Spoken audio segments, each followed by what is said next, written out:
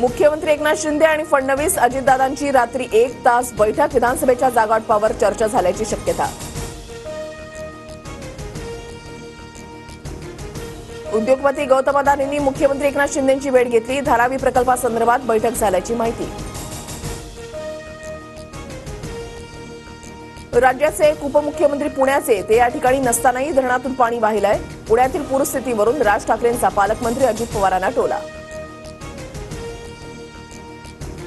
राज ठाकरे सुपारी बहादर, अयशस्वी व्यक्तीनं दादांच्या कारकिर्दीवर प्रश्न उपस्थित करू नये.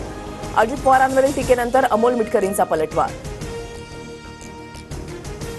जंगल पेटलेलं असताना हा बिबट्या पळून गेला. आता पुन्हा शिकार करायला बिबट्या माघारी आल्यास सोबत न घेण्याची कार्यकर्त्यांची इच्छा. पवार गटाच्या उत्तम जानकरांची अजित पवारांवर टीका. ज्याने सख्या बहिणीची काळजी घेतली नाही त्या माणसानेच लाडकी बहीण योजनेची घोषणा केली. सुषमा अंधारेंचा अजित पवारांना खोचक टोला. चित्रा वाघ यांचे कारनामे माझ्याकडच्या पेनड्राईव्हमध्ये. शरद पवार गटाच्या नेत्या विद्या चव्हाण यांचा मोठा दावा. दुपारी 3 वाजता सगळं उघड करणार, विद्या चव्हाणांची प्रतिक्रिया. मुंबईत सह्याद्री अतिथीगृहावर आज राज्य मंत्रिमंडळाची महत्त्वाची बैठक. राज्यातील विविध मुद्द्यांवर बैठकीमध्ये चर्चा होण्याची शक्यता. राज्य सरकारच्या विविध योजना लोकांपर्यंत पोहोचवण्यासाठी जाहिरातींवर 270 कोटी 5 लाख खर्च केले जाणार. 2024-25 या आर्थिक वर्षासाठी शासन निर्णय जारी.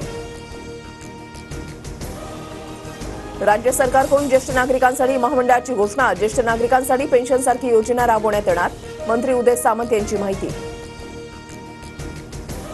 सध्या आरक्षण प्रश्नी सुरू असलेल्या आंदोलनाला सामोरं जाणं गरजेचं. जात गणना आमच्यासाठी सेकंडरी विषय. शिंदे गटाचे आमदार संजय शिरसाट यांचं वक्तव्य. विरारच्या अर्नाळ्यामधल्या अनधिकृत रिसॉर्टवर पालिकेचा हातोडा. रिसॉर्टमधील हाणामारीमध्ये मिलिंद मोरेंचा मृत्यू. मुख्यमंत्र्यांकडून गंभीर दखल.